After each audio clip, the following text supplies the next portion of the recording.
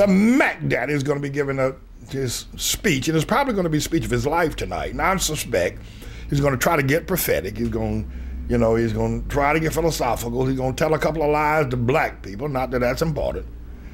And that he is going to try to wrap himself in the American flag and try to become American all over again. I suspect he's going to do that because he knows all these liberals sitting out there, sucking up everything he says, are stupid enough to go for it. Or they realize that he needs to do it, whether he's honest about it or not. They want to hear him say it because the Republicans are out to get him. But can I just share this other thing? I think that I'm not sure whether or not at this point, if it's not all about deception, that is to say, that they've already decided that Obama will be reelected just as a matter of protocol and course. But they need to put up a good fight and a good stink, to throw this one. I'm not sure that that's not the case. I'm not, because here, let's examine the facts here.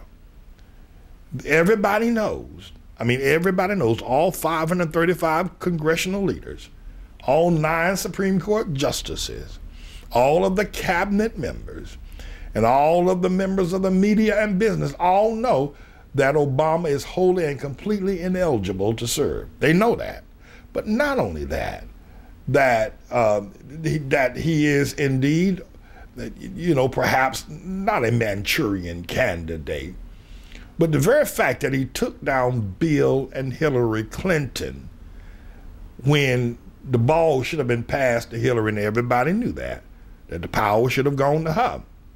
But that the fact that he was able to take her down and when nobody even knew who he was. Nobody knew who Obama was. Even Al Sharpton was calling him a skinny rail out of Hawaii. And Jesse and, Julian Bond and all them others was calling him half white, half baked, calling him a mulatto. He took down Bill and Hillary Clinton, everybody. So you got to figure, well, what does he know? And who does he know to have done that? And then John McCain was in the campaign back in 2008, acting like a little girl, talking about, I believe Obama's a good man. I think he's a good family man. We just happen to disagree, but I think he's a fine gentleman. John McCain talking like that about Obama, and the man out there in Minnesota said, stand up and fight for us, and he wouldn't do it. So you got to figure, if he had that much power in 2008, let's talk. Can we talk? If he had that much power in 2008, why do you think he don't have that kind of power now? Well, the economy is not doing so good, and people are going to vote with their pocketbooks, and any time in a bad economy, a president can't get reelected, the economy is going to be his downfall. No, you're crazier than I thought you were. No, you're crazier than I thought you were. The truth of the matter is that you know what my sentiments are regarding Obama and all y'all out there. Well, not you, not the Manning Report people. Y'all all right, some other creeps. But the fact that the economy was worse under Bush. Obama just came in while it was sliding down the slope into the sewer. It was Bush that the economy went to tank. It was Bush that the markets fell apart, and Bear Stearns, at least we haven't seen any other stock firms fold up their tents under Obama, and I'm not defending him. And jobs have been on the rise. They were losing 700,000 jobs a month under Bush. And so you got to figure this, that, if Obama was able to take down Bill and Hillary, and if he gets out there and makes a good case, and he can make the case, I'm making the case. I don't even like him. I think he's the son of Satan. In fact, I know he is. Stake my life on it. Stake my reputation before Almighty God when I see him face to face, that Obama's the son of Satan. So now, if that's the case, why do you think that this is not all a charade? And the other thing is, Mitt Romney, the GOP people can't make up their mind. They don't want Mitt Romney. Nobody wants him. I don't want him. I don't know if his wife wants him anymore. His sons act like they don't want him. They just want his money. A daughter-in-law don't. Nobody wants Mitt Romney. Nobody. And you can't get more than 25% of the vote no matter where he goes with all that money. So now Mitt Romney, Newt Gingrich is coming on strong. I mean, Newt's looking like a world champion. You know, slapping Mitt Romney around and everybody slapping the press around, and everybody's loving it. By the way, I want to tell y'all something. Don't you let these people try to talk you into being Mr. Nice Guy, Mr., politically correct. I told y'all that, life is too short to be politically correct. So I'm saying this, that tonight when he gets up, he's going to start telling lies like he's going to lie and say he loves America. He's going to lie through his teeth and say this is a great nation. He's going to lie and say he loves Jesus. Oh, Jesus. He might even start speaking in tongues. All of that he's going to lie because this is going to be his last shot at a national audience. Now, I don't know how many people are going to watch tonight. Maybe 6 million will check him out tonight. But that's about the same amount of people that has anything to do with politics in America. The other 304 million Americans have nothing at all to do with the politics in America. So my thing is this, and finally, before the time is up here, just in the event this election does have some legitimacy to it, which I doubt, if Romney loses the state of Florida, and I raised this before, if Romney actually gets beaten in Florida by Newt Gingrich, and let me tell you what I mean by that. Rick Santorum and Newt Gingrich are pretty much getting votes from the same audience. Ron Paul has got another crowd out there. They're doing their own thing, and God bless them. But Newt Gingrich and Rick Santorum are going after the same vote. What's going to happen in Florida is that a number of Rick Santorum voters are going to give up on him. Though they don't want to do it, they're going to give up on him. He's going to lose about 3 percentage points of his voting group in Florida to Newt Gingrich, giving him even more power. But what Mitt Romney is going to have to do is that he is going to, if he is to win Florida, he just can't win Florida, by beating Newt 35-32.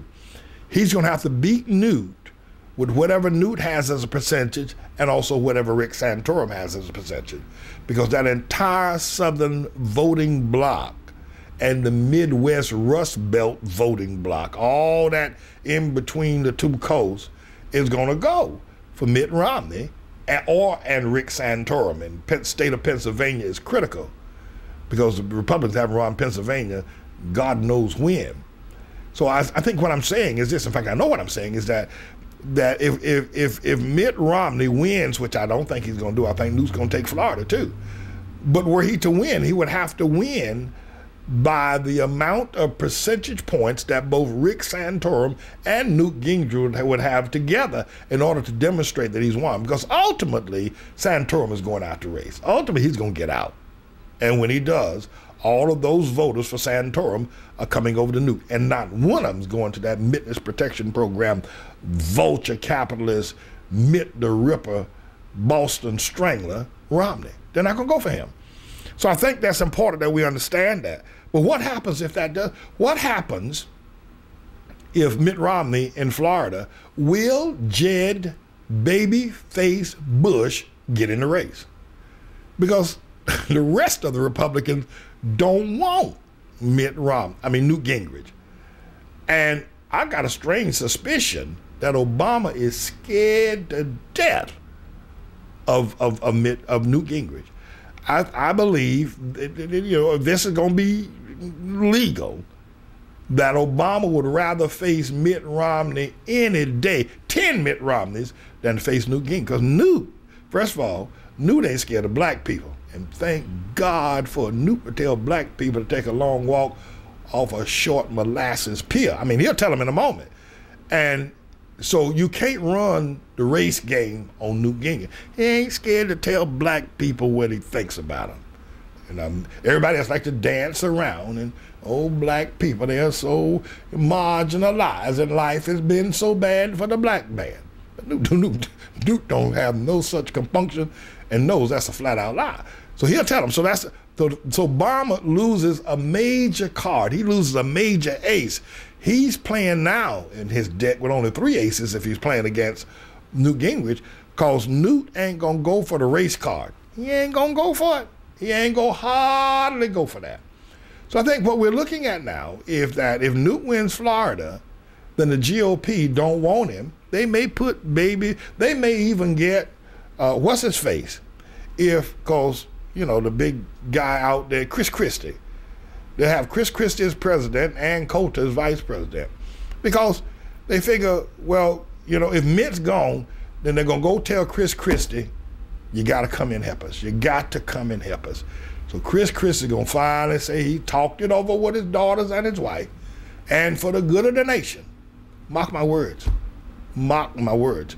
I think that they would go with Jeb Babyface Bush, but, he looks like a big baby. Jeb Bush. I don't know how he was ever the governor of Florida or anything else for that matter. He's unimportant. He has absolutely no thrill whatsoever. He has no charisma. And besides, his daddy was George Bush. So, who wants to have him as president? So that's it, my friends. Tonight, we can listen for all these clues. Listen for that and the commentary given by the pundits afterwards, and what the long-legged Mac Daddy is going to say. He's going to fall in love with black people. He's going to fall in love with Jesus. He may even curse Muhammad tonight. Then he might be able to keep his presidential job. I'm James David Manning. You're listening to the Manning Report.